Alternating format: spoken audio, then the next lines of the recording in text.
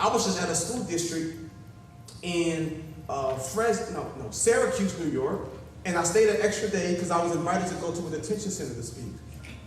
I'm at this detention center and I'm speaking to a group of 13 to 16-year-old students. These students were locked up or will be in prison once they turn 18 for the next 15 to 25 years. Armed robbery, burglaries, stealing cars, one of them double homicide, like some heavy stuff. 13 to 16-year-olds. So I'm trying to control my emotions. I'm trying not to, but I'm looking at like their baby faces. I know their record. I know their rap sheet is horrific, but I'm looking at like these baby faces of males and females. And you know what kept crossing my mind? I said, what if I had been in their school? You know what kept crossing my mind is, I wondered what the teachers, what life the teachers were speaking over them. So it blew my mind. I'm like, man, like the pain that they're going through, but I see like a lost innocence in their eyes.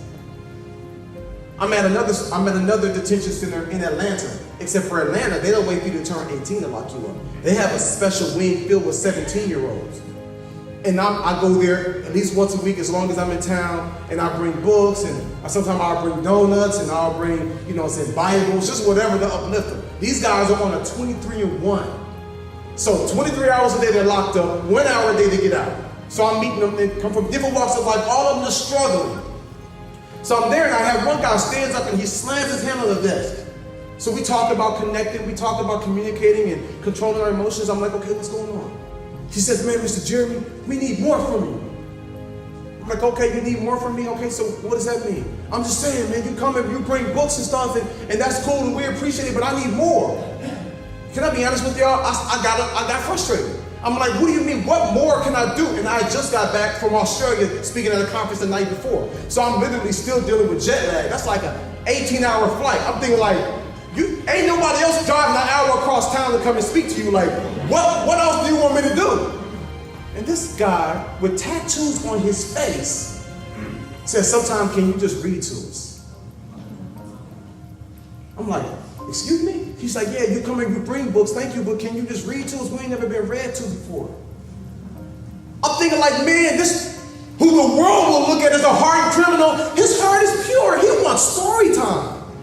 He literally is like, will you read to me? And so I instantly went to like, wow, he didn't grow up in a home like we might have grew up or like we have now, where you read to your kids and now you give them pajamas and you give them bedtime, you read to them and you pray with them, they go to sleep and everything is good. He didn't grow up in a home like that. And I'm realizing like, man, the world deems you as a hardened criminal in minister society, but you're asking me for,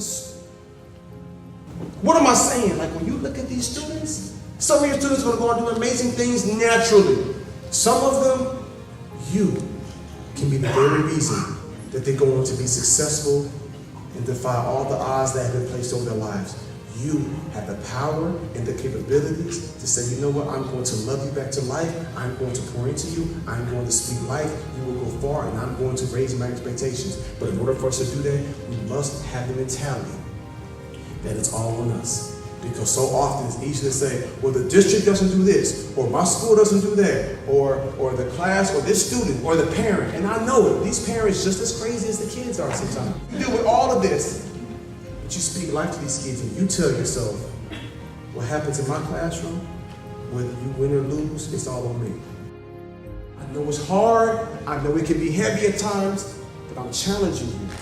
And I'm now pushing you to take it to the next level, because when you do that, people like me are creative.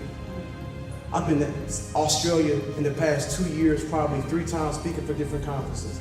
I've been to South Africa speaking 5 times in the past few years. Me and my wife have a nonprofit in South Africa that we solely fund ourselves. Like, I never thought I would be in this position right here. So when I tell you, like, I wish I could find those teachers who spoke life to me, those teachers who affirmed me, those teachers who said, I believe in you, Jeremy, you're going to go on and do great things, those teachers who were tired, who were depressed, who had their own stuff they were dealing with, but they had the audacity to speak life to me. I wish they could see where I am today, but I can't find them. I try, but I can find you, and I can tell you that you're amazing, that you're here for a reason, and though this year is going to be rough, and it's going to present its challenges, you have what it takes to bring your school, your cluster in this district in South Carolina to the next level.